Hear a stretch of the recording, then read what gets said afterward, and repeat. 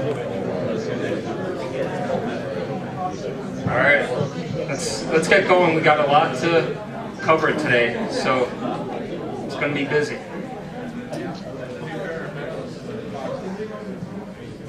All right, thank you everybody for coming. This is going to be great. We have a lot of speakers today. I'm pretty excited about it. I'm just going to tell you a couple of things, and we're going to get right to it. First is just a quick reminder that the Sustainability Forum meets every month. Not always like this. Usually it's an open forum just for learning, teaching, sharing, talking about sustainability in the building, outside, at home, at work. Sometimes we do things like this. And today's topic is, it's renewable energy, but it's limited to photovoltaics. And the reason is because we have a lot more renewable energy experience in the agency, your co-workers with other types of renewable energy. We just didn't have time to fit all of them in today. So we will be having a follow-up probably in September to talk about some of the other renewable energy technologies that your co-workers are using at home.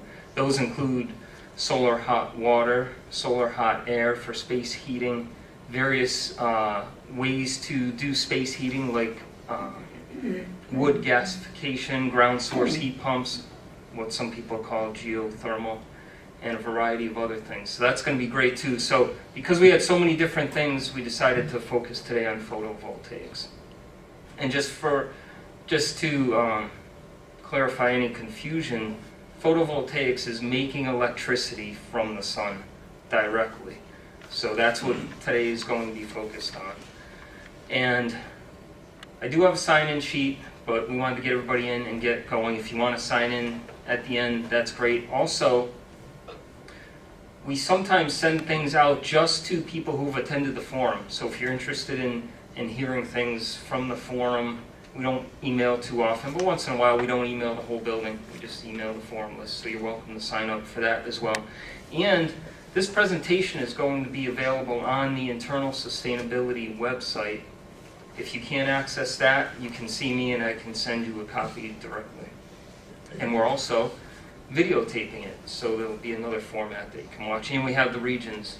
So the way that this will go this morning is that we have a number of speakers, and they're going to show you some slides, describe their systems, what they've done, their experiences, costs, whatever. We left it up to the speakers to share what they wanted to share about their systems with you.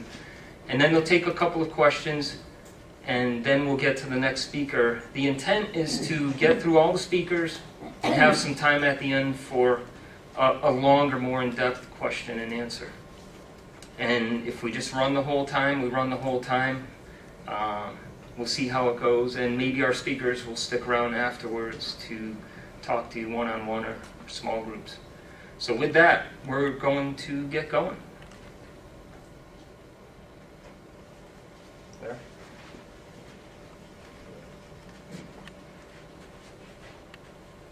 Hi, I'm Larry Alden, and I guess I'm up first because I'm the first person to get my pictures to Kevin. So, I think everybody who's presenting has pretty much the same experience. So I'll run through it quickly with the general, how generally I got to this point. The first thing we want to do is contact an installer.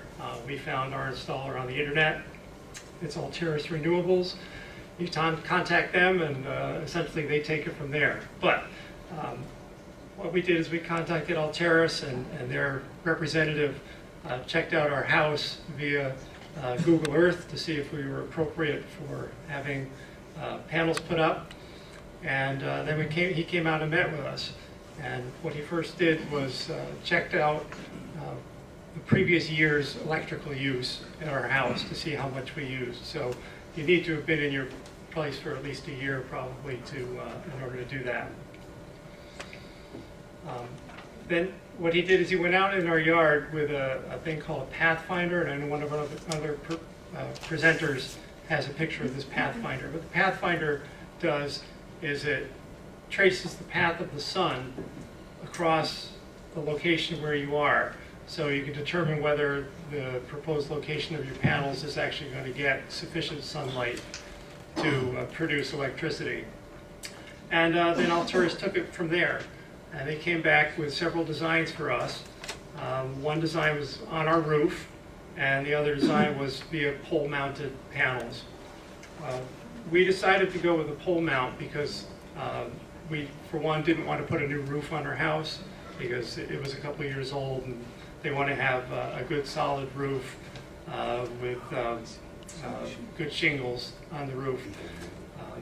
The pole mount was a little bit more expensive than the roof mount, but we wanted to have the ability to change the angle of the,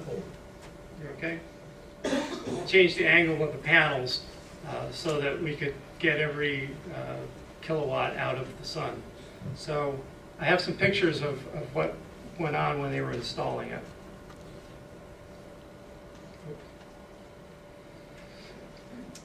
And the upper left just shows the trench going from the location of the panels to our house. That's just an underground line running there. They dug the trench, put the line in, filled it back in. They dug, as you saw, we had 2 panels. They put a sonotube in.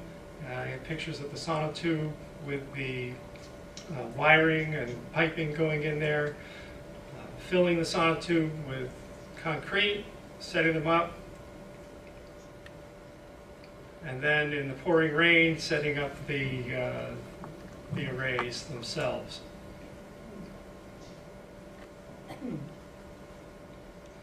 What you get when it's done is this is the inside in our basement. The upper left shows the whole basement thing. It's got the inverter. It's got a whole bunch of wires and panels and shut-off valves. And really what it boils down to is what you get on the bottom right, which that's our outside meter. That's the meter. I took this picture 2 months ago. We'd had the system for a year and a half at that point. It was at 50 kilowatt hours. Right now it is below 0 because we've had a lot of very sunny days. So we are actually spinning our meter backwards. I know everybody wants to know how much is produced.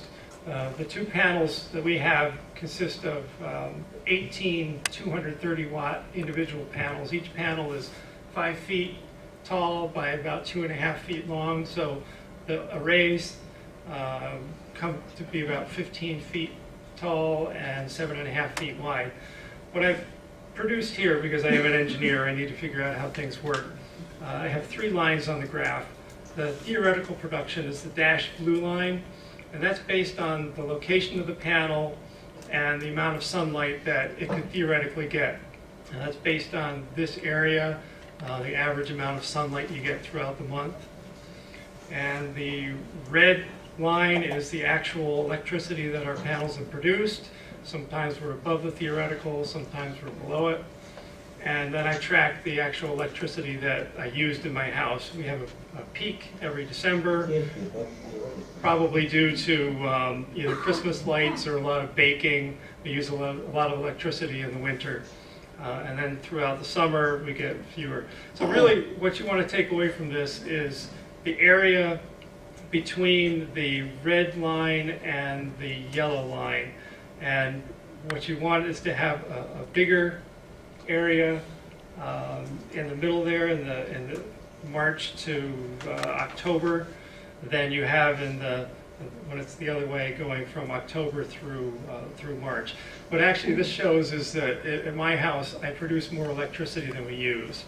So I actually get a little bit of money back from the electric company every year, and that actually just happened for the first time this March. And this is what they look like. I said it's about 15 feet tall by about 7.5 feet wide. These are adjustable. I adjust them 4 times a year to get the maximum amount of sunlight on them. They face due south, but I can change the tilt of these panels. And right now, this is at their winter tilt in this picture, and we get the most of the low winter sun. So really, that's about all I have. Other people will have other pictures and other things to tell about the whole process. I can take some quick questions. How much is What costing angle of you? tilt do you have now? Pardon me? What angle of tilt are the panels in now? They're at about 15 Larry, I'm sorry. degrees. Could you repeat the question? Oh, the question was what angle the panels are at now, and they're at the summer angle, which is about 15 degrees.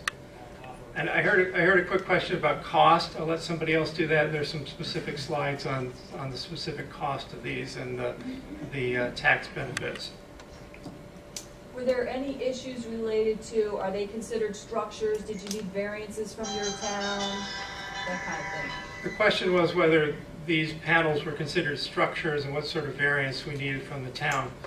These are not considered structures. I live in Guilderland. They're not considered structures, but they did have to get a permit, and Alturas dealt with getting a permit. Any physical damage to these panels over the last 1 year? Any damage to them? Yeah, physical damage. The panels are made so that they can withstand, I forget what the actual number is, but they can withstand a good hit. We haven't had any hail or anything, but hail should not damage it. And there is some snow buildup, but I put them at such a sharp angle that usually once the sun hits it, the snow slides right off. So they're built to withstand our weather. Any other? Yeah. Is this the latest technology available as far as solar panels? Okay, the question is this the latest technology available? Yes and no. These panels do not track the sun as it goes around, as it goes across the sky. Those are available, but it was probably not worth the amount to add to make tracking panels. As far as the panels themselves, I think they're the most up to date. So I have some info on the new type of inverter that I can talk about that's coming out. The panels haven't changed, but the inverter technology is changing. Kevin has indicated that there's a new inverter out. The inverter is what changes the sunlight to usable electricity. Any other quick questions? Yeah. Oh, yeah. One more last. Okay. Somebody told me that they're coming with the new panels which are under testing stage and something made of aluminum. It would be 1/3 the cost of this photovoltaic. Do you have any idea or anybody knows about it? I can speak to that. Okay. Anyway, that's it for mine. I'll go to the next while Kevin answers that question. Thanks. There's constantly research and development on panels. One of the ones that's in production is thin film. That's a lot less expensive. You can buy it today, but there's all kinds of exotic materials. I think what's important to remember is that this is here today, and I'll show you guys a slide towards the end of the presentation on how fast the costs have been dropping, even for this technology. And you also have to look at efficiency too. Thin film costs less, but it's not as efficient in converting the sunlight. But there's always, every week you can read about new stuff in the lab. What you want to pay attention to is what you can buy today. And this is proven that this technology has been used for well over 50 years, and some of those original panels still make most of the power they were rated at. It's very durable. It, like Larry alluded to, it can take a 1-inch hail hit and survive it. And all that information about how durable they are is on, if you go to the vendors' websites, you can read up on, they're all rated by national testing labs for those things. Yeah, I know one follow-up. What's the life expectancy of this panel? Okay, this will be the last question before we move on. The question was, what is the life expectancy? Almost all of these type of panels are guaranteed for 25 years to make somewhere between 80 and 90% of their rated power at 25 years. That's fairly standard across the industry for this technology. And what we've been seeing is that at 25 years, many of them are still making their full rated power. But plan on a little D-rate over time. Okay, so we're going to get the next speaker, and like I say, our intent is to save time at the end for additional questions.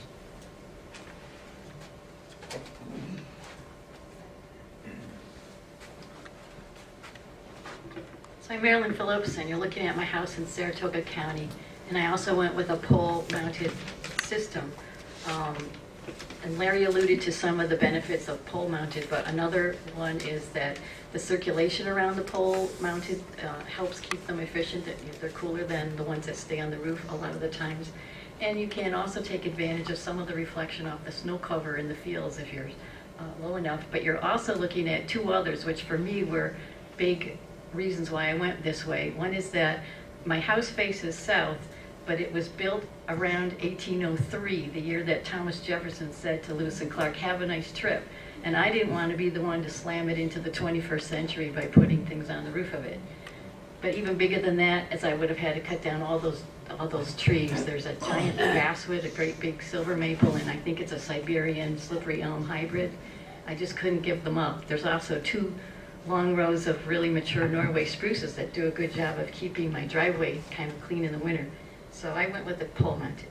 And Adirondack Solar was my installer. They're associated with Hudson Valley Clean Energy. And I apologize if I talk too fast, but I want to make sure everybody gets a chance to tell their story.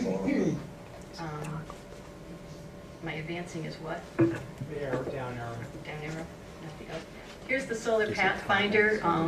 It's very common for the installers to bring them out, and it shows you how along the horizontal axis is all the months of the year. The summer months are closer to the front. They use this as a sort of like a compass, and it's kind of high tech and low tech at the same time. It doesn't even use batteries. There's a clear glass dome that shows the reflection of all the structures in the area of your site that can influence how much sun it's getting. It can be trees or buildings. And it's not really showing the shadows, it's showing the actual objects, so they can use this any time of day and on cloudy days. The vertical lines are the sunlit hours of the day, and the across the base is a calibrated paper. It goes with the latitude that you're at, and they will trace what they can see, and the open spaces not blocked by the tracing are your solar gain. And you can take this around to different sites on your property and see which one will give you the most. You can also decide if there's something that is worth getting rid of, if it's blocking some of your best times for making power. I did have an issue with zoning. When I went to the building department to get a permit, I found out that solar panels are not allowed in my town unless they're on the roof. Town of Charlton has a zoning ordinance that anything not explicitly allowed is explicitly forbidden. So after talking a lot with a lot of different people, they said I could try to appeal the zoning laws. So I had to put together a package that was going to end up having a public hearing. Part of that was to identify all the adjoining property owners within 2,500 feet of my property, even though all these people I'm showing in this slide are in Schenectady County, because I'm along the northern county line, and none of them can even see my house, let alone the panels behind it. But to make a long story short, I didn't end up having to actually go through this process. The town's zoning board had been thinking about making a decision on ground-mounted panels, rack as well as pole. And I don't think they still have done it, but they gave me a building permit, I think, because they thought they were close enough.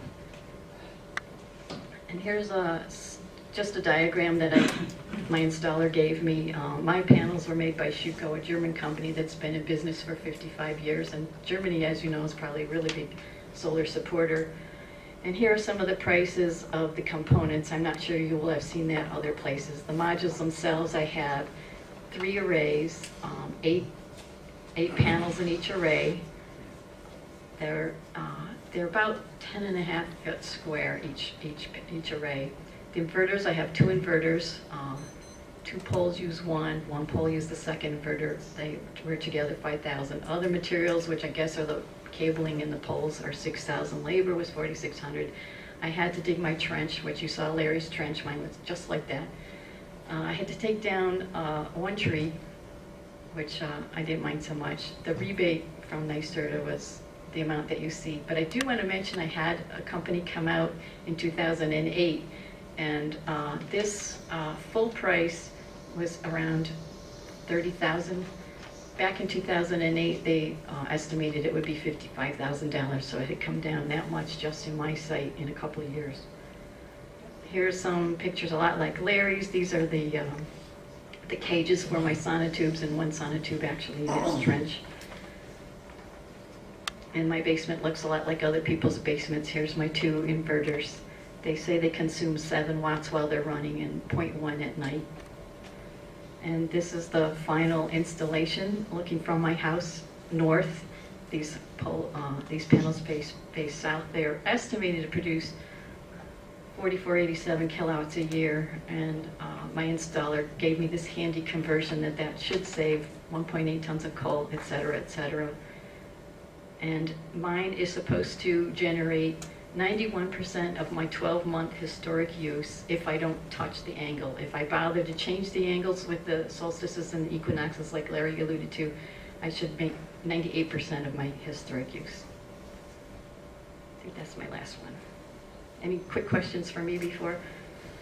Yes. How often do you have to clean the panels? How often do you have to clean the panels? I asked that, and they say it's really designed so that you don't need to clean them. They can be efficient with some coating of pollen or dust, but if you want to squeegee them off, you can. You don't have to brush the snow off either, because with the black, it tends to heat up fast enough that the snow will slide off, and it's probably not worth the effort to do this.